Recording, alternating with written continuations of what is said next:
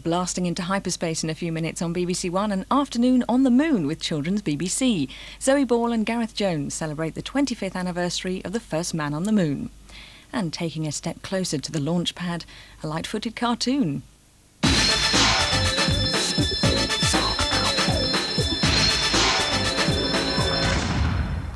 Hello, good afternoon and welcome to Children's BBC, and indeed a very special afternoon. We still have news round in its normal time of 5 o'clock.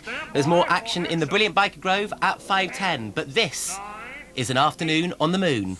The countdown is now running, as you can hear. The tension is building up. We're ready to go on a rather long journey.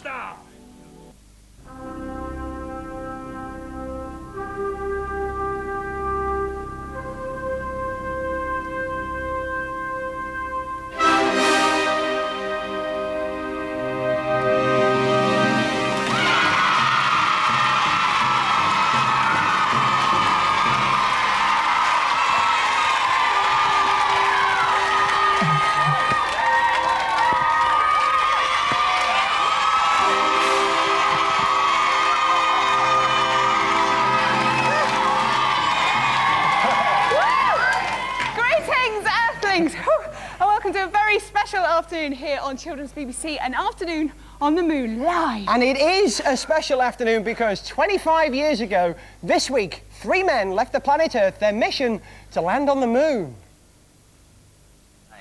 Ignition sequence start. 6, 5, 4, 3, 2, 1, 0. All engine running. Liftoff. We have a liftoff. 32 minutes past the hour.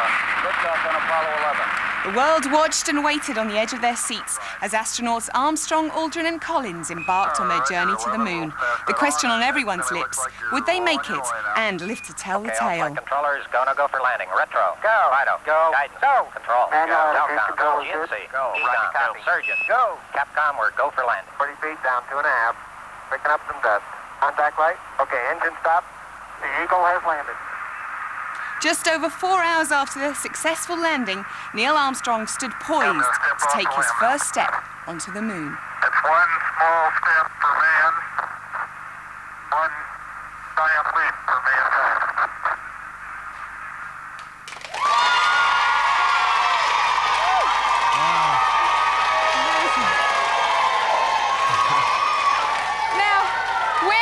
To you live from London, but the pictures you've just seen came live from the moon. Just think about that.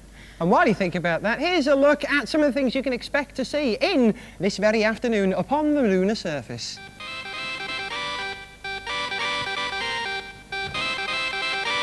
Starman and space expert Patrick Moore will be here to answer your questions. You can call him now on 081 811 8181. That is also the number to dial if you want to talk to Britain's first astronaut. Helen Sharman will be splashing down later on this afternoon on the moon. And we'll be meeting Buzz Aldrin, one of just 12 men who belong to the world's most exclusive club. People who have walked on the moon.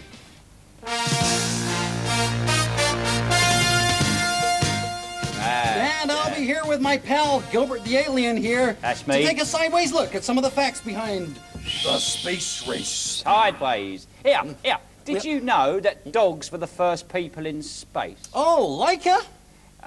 Laika? I don't know. I've never met her. No. That was her name, Laika. Oh. A Russian dog who took the lead in the race for space. Took the lead. Get it? That's very funny. I love it. Hello, Bucket. I just thought I'd say that, yeah. Anyway, nice. I've been up to the moon, seen it all, done it all. Yeah. And to me, it's all passé. Do you know that? Really? It's all passé, yeah, it is. You don't know how to spell that, do you, son? No. Nice link! Nice link! My. This is heavy, I tell you. All that, and of course the chance to win this CD-ROM game, yes. And all the equipment to play it on. Keep watching to find out how you can win it. This can be yours later this afternoon. Now then, 25 years ago today, I'm actually old enough to remember the moon landing, but luckily, I'm not the only person who remembers that great day. I was at junior school when Apollo 11 went up, so of course we did a project about it.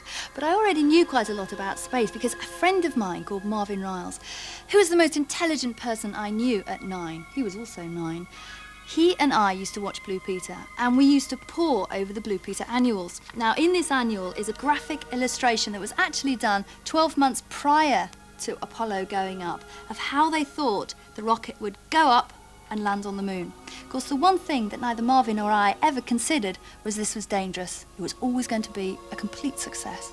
I just remember sitting in the bar as a 5-year-old, my parents come tearing in going, a man's landed on the moon. I say, man's landed on the moon? Yeah, it's Apollo. And I'm thinking, Apollo? It sounds like polo. There's a polo landed on? There's a polo mint to mint with a hole is landing on the moon? I didn't realise this was real. I thought my mum and dad were just saying, stay up and watch this, because it was news, and I wasn't that bothered with the news at the time. And I'd seen people walk on the moon hundreds of times, in films.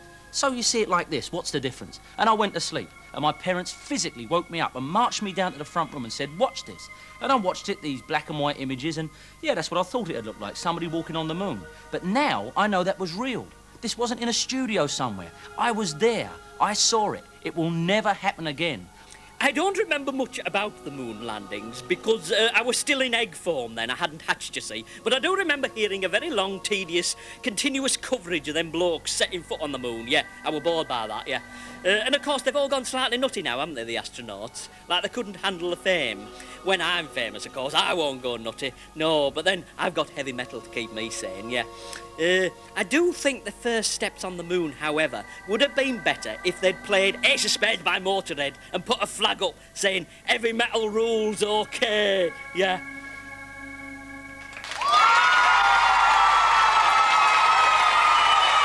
Now, if you want to get to the moon, you're going to need a map so you know where you're going. And one of the guys who's been mapping the moon since, I think, the early 60s, will you welcome, please, to an afternoon on the moon, none other than Dr. Patrick Moore.